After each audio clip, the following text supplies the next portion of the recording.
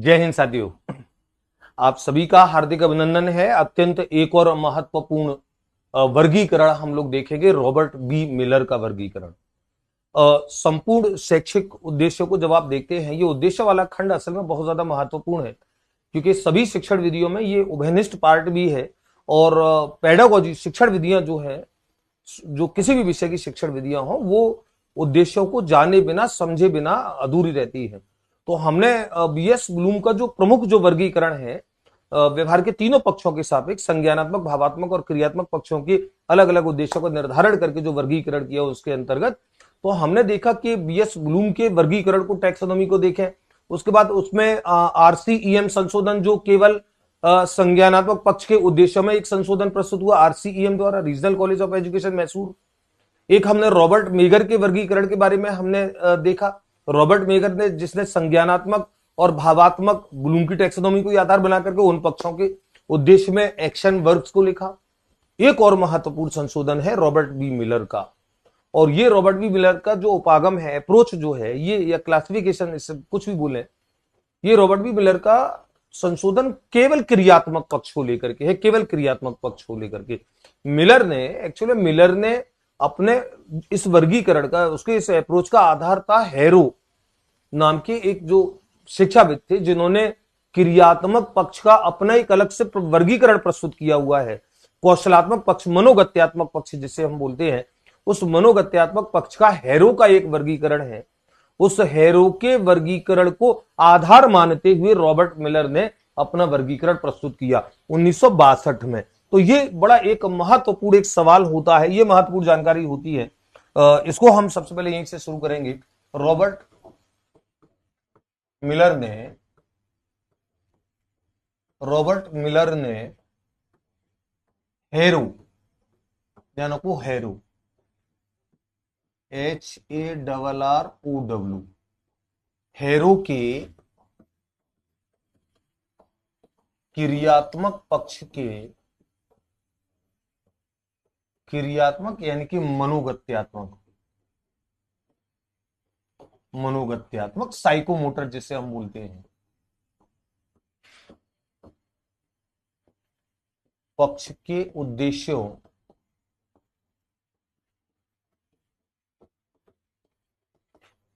के वर्गीकरण। और ध्यान रखेंगे यहां से, ये सबसे पहली जो लाइन है, ये आपको ध्यान रखनी है कि रॉबर्ट मिलर ने जो वर्गीकरण प्रस्तुत किया है अपना, वो हैरो के वर्गीकरण के आधार पे किया है। उसका आधार, जैसे रॉबर्ट मेगर का आप देखेंगे, रॉबर्ट मेगर का आधार ब्लूम की टैक्सोनॉमी है। इसी तरीके से आरसीईएम अप्रोच जो है, आरसीईएम जो संशोधन है, उसका आधार ब्लूम की टैक्सोनॉमी है। रॉबर्ट मिलर ने हैरो के वर्गीकरण को आधार माना है, और हैरो ने क्रियात्मक पक्ष का। तो हैरो ने क्रियात्मक पक्ष का किया, तो रॉबर्ट मिलर का जो संशोधन है वो हैरो के क्रियात्मक पक्ष के उद्देश्यों के वर्गीकरण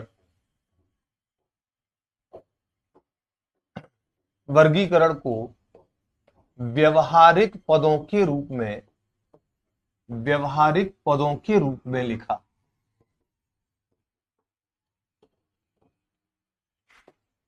व्यवहारिक पदों के रूप में 1962, ध्यान रखेंगे सन भी लिखेंगे, 1962 में लिखा। तो 1962 में एक काम किया रॉबर्ट मिलर ने, उसने अपना अप्रोच दिया। उसने कहा कि व्यवहारिक रूप में लिखा जाए। और मैं जब इस शब्द का प्रयोग करता हूं कि व्यवहारिक रूप में लिखा जाए, इसका सीधा अर्थ यह होता है कि आप उन क्रियाओं को स्पष्ट लिख रहे हैं। रॉबर्ट मिलर के आप वर्गीकरण में मैंने एक शब्द का प्रयोग किया था, सीमांत व्यवहार का। सीमांत व्यवहार शब्द का अर्थ ही होता है कि एक मिनिमम लेवल हो, एक न्यूनतम स्तर हो, और वो क्रिया दिखे बच्चे की, एक्शन दिखे बच्चे का, कि बच्चे ने कौन सा एक्शन कर लिया है, उसकी क्रिया क्या है, उसकी वर्ब क्या है, जिसके आधार पर यह माना जाएगा कि उसने इस उद्देश्य को प्राप्त कर लिया है। यह सबसे महत्वपूर्ण बात है। तो व्यवहारिक पदों के रूप में 1962 में लिखा। और केवल क्रियात्मक पक्ष, ये ध्यान रखेंगे, केवल क्रियात्मक पक्ष या मनोगत्यात्मक पक्ष, साइकोमोटर डोमेन जिसे बोलते हैं, क्रियात्मक यानी कि मनोगत्यात्मक पक्ष से संबंधित है।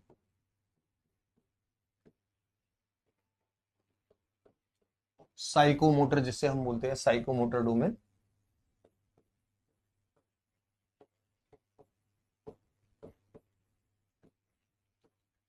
Psychomotor domain. और दूसरी प्रमुख बात जो थी कि व्यवहारिक पदों के रूप में लिखने के लिए व्यवहारिक पदों में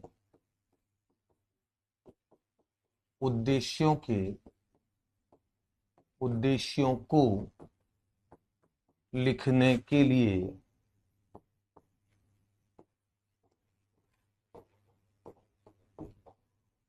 कुछ कार्यसूचक क्रियाओं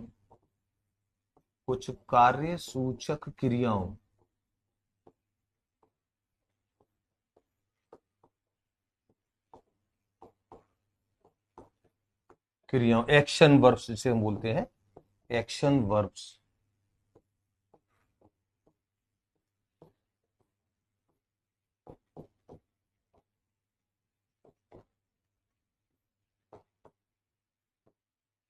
कुछ एक्शन वर्ब्स का उल्लेख किया, कार्यसूचक क्रियाओं का उल्लेख किया। और वो जो कार्यसूचक क्रियाएं हैं वो हमको जानना है प्रत्येक प्रकार के उद्देश्य में कि वो कौन से। तो सबसे पहले हम ये जान लें उन कार्यसूचक क्रियाओं को तो हम जानेंगे।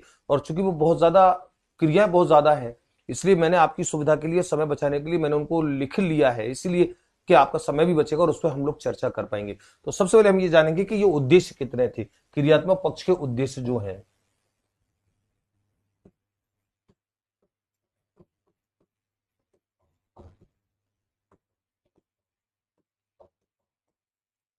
क्रियात्मक पक्ष के उद्देश्य, और ध्यान रखो क्रियात्मक पक्ष के जो उद्देश्य है, क्रियात्मक पक्ष के उद्देश्य, यहां पर हम सिम्पसन और केवलर के और दवे के वर्गीकरण की बात नहीं कर रहे हैं। क्रियात्मक पक्ष में हमने सिम्पसन और केवलर के वर्गीकरण को हमने देखा है। वहां पे हमने जैसे उद्दीपन, अनुक्रिया, कार्य करना, मैनिपुलेशन, नियंत्रण, कंट्रोल, समन्वय, जोड़बंदी, स्वाभाविकरण और आदत निर्माण वो देखा है। हैरो का वर्गीकरण अलग था। हैरो के वर्गीकरण में क्रियात्मक पक्ष के कुछ अलग उद्देश्य थे। और क्रियात्मक पक्ष के जो उद्देश्य थे हैरो के,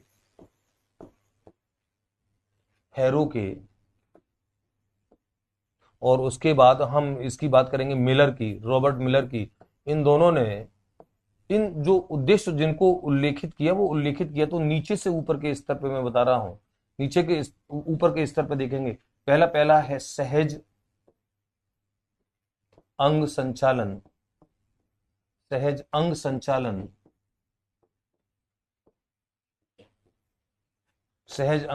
रिफ्लेक्स मूवमेंट।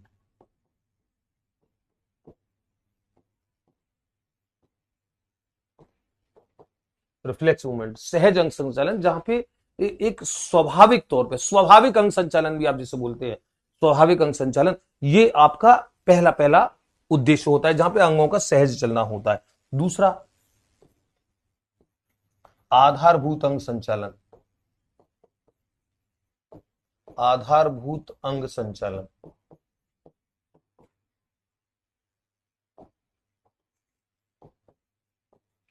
Basic fundamental.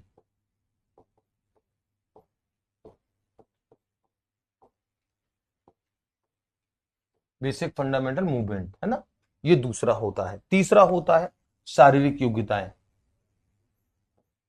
इसमें भी 6 का शारीरिक योग्यताएं।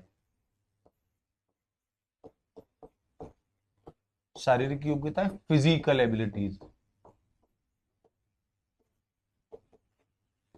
एबिलिटीज। ये तीसरा है। चौथा है प्रत्यक्षीकरण योग्यताएं।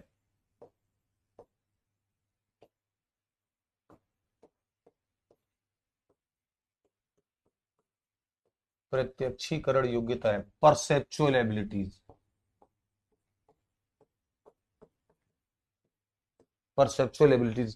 इस वक्त बोर्ड पे कम आ रहा है, अभी हम लिख देंगे परसेप्चुअल एबिलिटीज। तो शारीरिक योग्यता है जो शारीरिक अंगों के द्वारा अर्जित की गई योग्यता है। परसेप्चुअल जो आप प्रत्यक्षीकरण कर पाते हैं वो योग्यता है जिसके आधार पे आपका शरीर गति होता है। अगली है, पांचवी है कौशल युक्त अंग संचालन। कौशल युक्त अंग संचालन, और सबसे उच्च स्तर पर जो होता है, सबसे उच्च स्तर पर वो होता है सांकेतिक, सांकेतिक या अशाब्दिक संप्रेषण, अशाब्दिक संप्रेषण। कौशलयुक्त यानी कि स्किल्ड मूवमेंट, स्किल्ड मूवमेंट, और सांकेतिक यानी कि सिंबॉलिक, सिंबॉलिक या अशाब्दिक का मतलब नॉन वर्बल। और इनका क्रम, इनका जो ऑर्डर है वो ये है। सबसे पहले ये स्तर पर, सबसे बॉटम स्तर पर हैरो ने ये वर्गीकरण दिया और इसी वर्गीकरण को आधार मान करके रॉबर्ट मिलर ने काम किया। तो सबसे पहले पहले सहज अंग संचालन, रिफ्लेक्स मूवमेंट या रिलैक्स मूवमेंट। इसमें जो सहज तौर पे बच्चा अंग चलाना सीखता है, जो क्रियाएं सीखता है, हम क्रियात्मक पक्ष की, गतिक पक्ष की बात कर रहे हैं, मनोगत्यात्मक पक्ष की मैं बात कर रहा हूं, साइकोमोटर डोमेन की बात कर रहा हूं। साइकोमोटर जहां पे हम गति युक्त व्यवहार की बात करते हैं, जहां पे एक कहना चाहिए हस्त कौशल या जो भी जिसमें मूवमेंट हो, जिसमें मूवमेंट हो, ऐसे ऐसे पक्ष की हम बात कर रहे हैं। तो जो हैरो ने वर्गीकरण दिया और रॉबर्ट मिलर ने जिसके अंतर्गत कुछ क्रियाएं निर्धारित की, उन क्रियाओं को अभी हम देखेंगे। उसमें सहज अंग संचालन पहला पहला उद्देश्य है। उसके बाद आधारभूत बेसिक फंडामेंटल, यहां से बच्चा थोड़ा सा और कुशल होगा तो आधारभूत अंग संचालन सीखेगा, और ज्यादा कुशल होगा तो शारीरिक योग्यताएं उसके अंदर आएंगी, और आगे और ऊंचा उद्देश्य प्राप्त करेगा तो प्रत्यक्षीकरण की योग्यताएं आएंगी, और ऊंचा उद्देश्य प्राप्त करेगा तो कौशल युक्त अंग संचालन आएगा, स्किल्ड मूवमेंट आएगा, और सबसे अंत में सांकेतिक अशाब्दिक संप्रेषण। ये क्रियात्मक पक्ष के साइकोमोटर डोमेन के उद्देश्यों को प्राप्त करने का एक क्रम है। और इसके अंतर्गत रॉबर्ट मिलर ने कई सारी क्रियाएं निर्धारित की कि सहज अंग संचालन में, सहज अंग संचालन में कौन कौन सी क्रियाएं होंगी, आधारभूत अंग संचालन में कौन कौन सी क्रियाएं होंगी, शारीरिक योग्यताएं जो है उसके अंदर किस किस को मानेंगे, प्रत्यक्षीकरण योग्यता में कौन कौन सी आएंगी, कौशल युक्त। तो अब आपका ये प्रश्न ये हो सकता है कि सर परीक्षा में इससे जुड़ा अगर सवाल आएगा तो क्या आएगा? तो परीक्षा में जुड़े सवाल में सबसे बड़ा इंपॉर्टेंट सवाल आएगा कि रॉबर्ट मिलर ने किस पक्ष के उद्देश्यों का उपागम दिया या वर्गीकरण प्रस्तुत किया? उत्तर आएगा केवल क्रियात्मक पक्ष का, साइकोमोटर डोमेन का। दूसरा प्रश्न जैसे आएगा कि रॉबर्ट मिलर ने किस के उद्देश्यों के वर्गीकरण को आधार माना है, किसके वर्गीकरण के उद्देश्य को आधार माना है? तो उत्तर आएगा हैरो के वर्गीकरण को आधार माना है। और 1962 में दिया, कब दिया? 1962 में दिया, हैरो के वर्गीकरण को आधार माना है।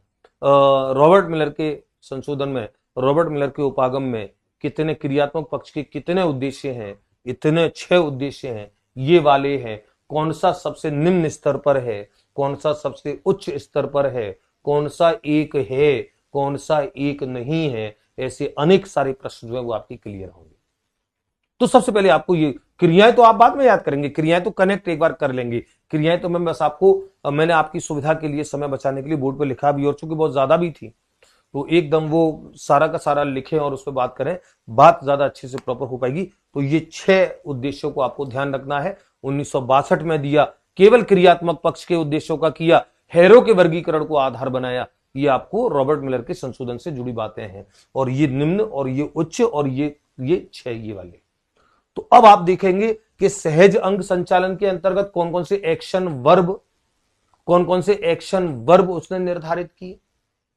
आधारभूत अंग संचालन में कौन कौन से एक्शन वर्ब, कौन सी क्रिया, कार्यसूचक क्रियाएं हैं जो निर्धारित की। ये कार्यसूचक क्रियाएं आपको एक बार जानना है और उनको अपने दिमाग में उनको रखना है, रटना नहीं है, एक बार आपके दिमाग में हो जाएंगी।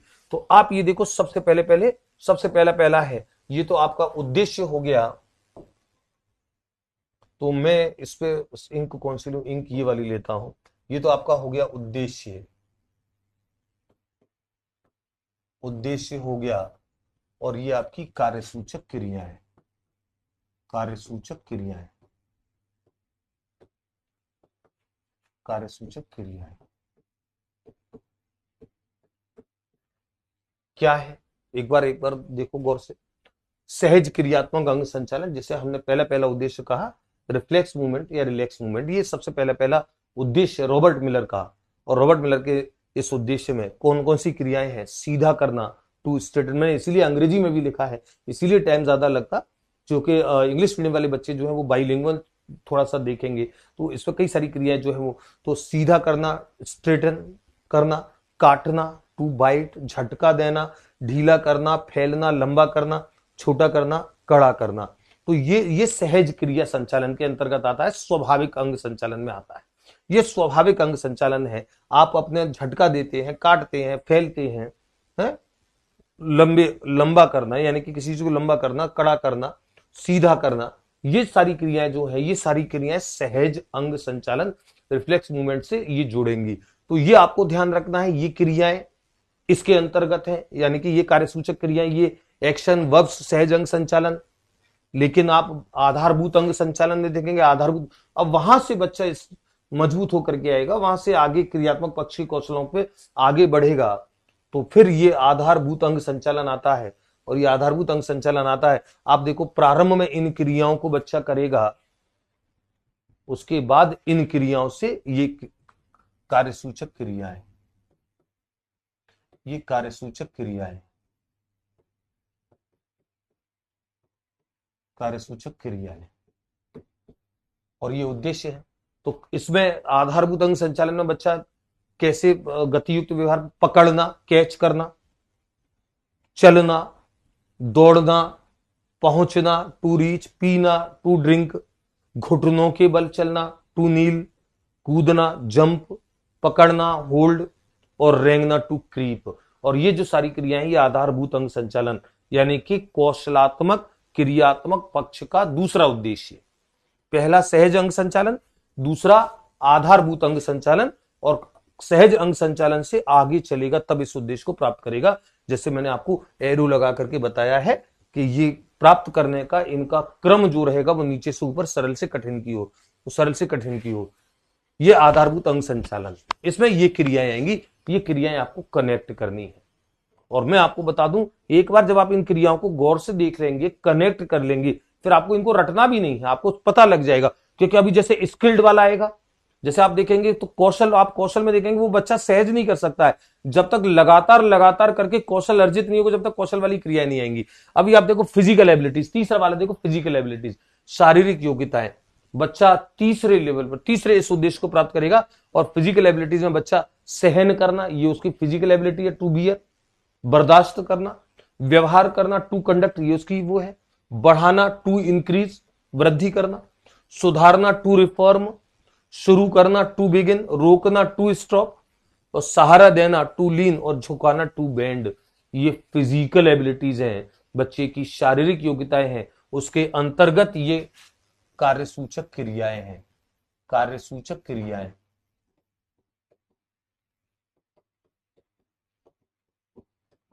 ये आपको शारीरिक योग्यताओं से कनेक्ट करनी है। तो हमारा सहज अंग संचालन हो गया, से आधारभूत अंग संचालन हो गया। अब ये शारीरिक योग्यता, फिजिकल एबिलिटीज, और उसके बाद प्रत्यक्षीकरण की योग्यताएं, परसेप्चुअल एबिलिटीज। ये क्या है परसेप्चुअल एबिलिटीज? प्रत्यक्षीकरण योग्यताएं। और प्रत्यक्षीकरण योग्यताओं में जो क्रियाएं आएंगी, एक्शन वर्ब्स आएंगे, संतुलन करना, ध्यान रखो, परसेप्चुअल जो प्रत्यक्षीकरण कर पाता है, जिसमें आपका गति युक्त व्यवहार भी शामिल होता है, जिसमें आपका मस्तिष्क भी शामिल होता है। संतुलन करना, खोजना, टू डिस्कवर, स्मृति चित्तड़ करना, टू ट्रेस मेमोरी, उभारना, टू एक्सप्लोर, पकड़ना, टू कैच, फेंकना, टू थ्रो, लिखना, टू राइट, खाना, टू ईट, और सबसे इंपॉर्टेंट एक और होता है, छूकर, देखकर, सूंघकर और सुनकर पहचानना, to identify by touching, seeing,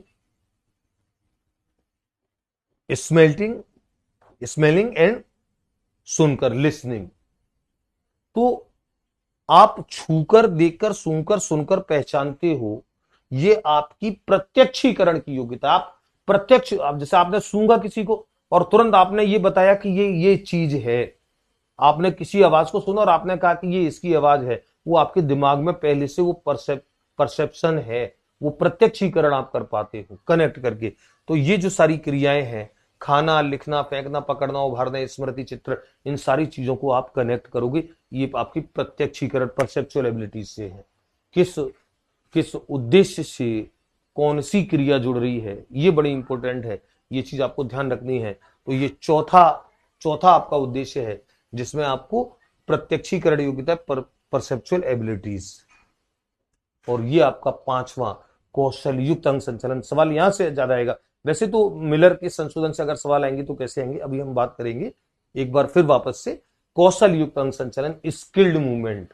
और आप जानते हो स्किल्ड मूवमेंट, स्किल उसको बोलते हैं, कौशल उसको बोलते हैं जिसमें आप लगातार पुनरावृत्ति करके, अभ्यास करके और आप कुछ विशिष्ट चीजें आप सीखते हो, वो क्रियाएं आप सीखते हो।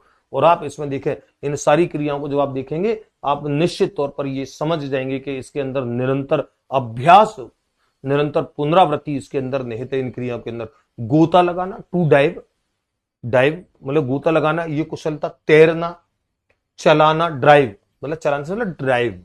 नृत्य करना, डांस। वाद्य यंत्रों को बजाना, स्केटिंग करना, बुनाई सिलाई करना, नाव खेना, ये सारी जो क्रियाएं ये स्किल है, ये कौशल है। तो आपका शरीर जब ये वाले मूवमेंट करने लगता है, परीक्षा में प्रश्न आएगा कि जैसे प्रश्न आ गया कि वाद्य यंत्रों को बजाना निम्न में से मिलर के अनुसार किस एक उद्देश्य की क्रिया है। प्रश्न आप समझ रहे हैं, वाद्य यंत्रों को बजाना निम्न में से किस एक उद्देश्य के अंतर्गत क्रिया सूचक कार्यसूचक क्रिया है।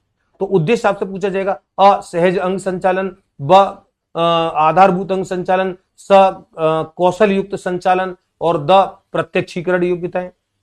तो आपको ध्यान रखना है कि वाद्य यंत्रों को बजाना, स्केटिंग करना, गोता लगाना, स्विम करना, नृत्य करना, ये सारी क्रियाएं स्किल्ड है। बुनाई सिलाई करना, नाव खेना। सूंघ कर, देख कर, पहचानना, ये किस प्रकार के उद्देश्य से जुड़ी है, तो सूंघ कर, देख कर पहचान, ये परसेप्शन बनता है, ये प्रत्यक्षीकरण की योग्यताएं हैं।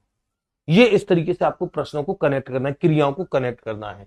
ये पांचवा आपका उद्देश्य है। और छठवां, ये भी बड़ा इंपॉर्टेंट है, और मैं आपको बता दूं पांचवें और छठवें उद्देश्य से जुड़ी आप जरूर ध्यान रखना क्रियाएं। और पांचवें छठवें उद्देश्य से जुड़ी जो क्रियाएं हैं उसको पहचानने में आपको दिक्कत नहीं आएगी, आपको टाइम भी नहीं लगेगा, क्योंकि आप क्रिया को देख करके ये अनुमान लगा लोगे कि ये अभ्यास से यानी कि कौशल अर्जन से जुड़ी है। और ये सांकेतिक, नॉन सिंबॉलिक या नॉन वर्बल या नॉन डिस्कसिव जिसमें बोलना नहीं है, नॉन वर्बल जिसमें कोई शब्द नहीं है, सिंबॉलिक सांकेतिक है जिसमें कुछ इशारों की बात होगी, हाव भाव की बात होगी, बॉडी लैंग्वेज की बात होगी, मुख मुद्रा की बात होगी, जिसमें शब्द नहीं बोलने लेकिन संप्रेषण करना है, बिना शब्द बोले संप्रेषण जो होता है, दैट इज कॉल्ड नॉन डिस्कसिव और नॉन वर्बल कम्युनिकेशन। तो ये जो होता है इसके अंदर सांकेतिक संप्रेषण में कौन कौन सी, मुस्कुराना, आप मुस्कुरा दिया, आपने शब्द नहीं बोला लेकिन आपकी प्रतिक्रिया गई, ये आपका अंग संचालन है। भाव भंगिमा बनाना, टू पोज, आप किसी प्रकार की भाव भंगिमा बनाते हो, किसी भी प्रकार की भाव भंगिमा है वो आपका ये सांकेतिक है, नॉन वर्बल कम्युनिकेशन है। नकल उतारना, नकल उतारने का मतलब भाव बोल करके नहीं, आप मुख मुद्रा बना करके नकल उतारना, आप करते हो ना किसी को यूं करके, मतलब वहां पे आप एक मुख मुद्रा बना रहे हो। चिढ़ाना, टू टीज, प्रदर्शन करना, टू शो, चित्रांकन करना, टू स्केच। ये छठा उद्देश्य है, नॉन वर्बल, नॉन डिस्कसिव या सिंबॉलिक मूवमेंट जो होता है, कम्युनिकेशन जो होता है, इसे हम छठे और सबसे उच्च स्तर के उद्देश्य की श्रेणी में रखते हैं। सबसे उच्च स्तर का उद्देश्य है ये। तो एक बार आप बनने वाले प्रश्नों का एक बार देख लीजिए स्लाइड में, पहले एक बार स्लाइड ले लेता हूं, चले उसके बाद हम लोग बनने वाले प्रश्नों की बात करेंगे। रॉबर्ट मिलर का वर्गीकरण, ज्यादा बड़ा टॉपिक नहीं है ये, लेकिन इसमें जुड़ी जो चीजें हैं वो आपको दिमाग में रखनी है। और ज्यादा बड़ा तो मैं अगर सारी क्रियाओं को एक एक करके याद करके लिखता, हो सकता है शायद इतनी सारी क्रिया में लिख लेता, एक आध कोई क्रिया छूटती तो छूटती, उसको भी फर्क नहीं पड़ता है, लेकिन मुख्य क्रिया कोई नहीं छूटती, कोई एक आध कम महत्व की छूट जाए तो कोई बात नहीं, लेकिन उसमें समय लगता तो वीडियो की लेंथ बढ़ सकती थी। मैंने जो एक प्रस्तुत करने लायक था उस चीज को, तो रॉबर्ट मिलर के वर्गीकरण को देखा। रॉबर्ट मिलर का वर्गीकरण व्यवहार की क्रियात्मक पक्ष को लेकर के किया गया, साइकोमोटर डोमेन को लेकर के किया गया, और हैरो के वर्गीकरण को आधार बनाया, और उस वर्गीकरण को आधार मानकर व्यवहारिक पदों के रूप में 1962 में लिखा। ये व्यवहारिक पदों के रूप में लिखना, ये जो टर्म है, इस टर्म को ध्यान रखेंगे। ये टर्म का मतलब होता है कि आप उद्देश्यों को एक ऐसी सरल भाषा में आप लिख रहे हैं जिसे व्यवहारिक रूप से प्राप्त करना सरल है, स्पष्ट है, निश्चित है। यानी कि ये बच्चा कर लेगा तो ये उद्देश्य पूरा माना जाएगा। और ध्यान रखो, व्यवहारिक पदों के रूप में रॉबर्ट मेगर ने लिखा था। रॉबर्ट मेगर ने भी बीएस ब्लूम के संज्ञानात्मक और भावात्मक पक्ष के उद्देश्यों को व्यवहारिक रूप में लिखा। उसने भी इस बात को कहा कि उद्देश्यों को लिखने का तरीका ऐसा हो, केवल निर्धारण महत्वपूर्ण नहीं है, उद्देश्यों को लिखने का तरीका इस प्रकार के हो कि वो स्पष्ट हो, क्लियर हो, निश्चित हो, सरल भाषा में समझी जा सके, और एक क्लियर एक स्थिति ऐसी हो कि बच्चे ने ये कर लिया, एक एक्शन वर्ब ऐसी हो, एक उसकी कोई कार्यसूचक क्रिया ऐसी हो कि ये कर लिया तो ये माना जाए कि उसने इस उद्देश्य को प्राप्त कर लिया। ये उस रॉबर्ट मेगर का भी ये अप्रोच था, रॉबर्ट मिलर का भी ये अप्रोच है। तो केवल क्रियात्मक मनोगत्यात्मक पक्ष के उद्देश्यों को उन्होंने व्यवहारिक पदों में लिखा है, 1962 में लिखा है, ये ध्यान रखेंगे। और आधार जो बनाया हैरो के वर्गीकरण को आधार बनाया। तो केवल क्रियात्मक पक्ष का किया और व्यवहारिक पदों में उद्देश्यों को लिखने के लिए कुछ कार्यसूचक क्रियाएं, एक्शन वर्ब का उल्लेख किया। वो एक्शन वर्ब क्या थे उस पर हम बात करेंगे। ये 6 उद्देश्यों को आपको ध्यान रखना है। जो हैरो का और रॉबर्ट मिलर का जो अप्रोच है उसमें इन 6 उद्देश्यों का जिक्र किया गया है। सहज अंग संचालन, आधारभूत अंग संचालन, शारीरिक योग्यताएं, प्रत्यक्षीकरण की योग्यताएं, कौशल युक्त अंग संचालन और सांकेतिक या अशाब्दिक नॉन वर्बल कम्युनिकेशन संप्रेषण।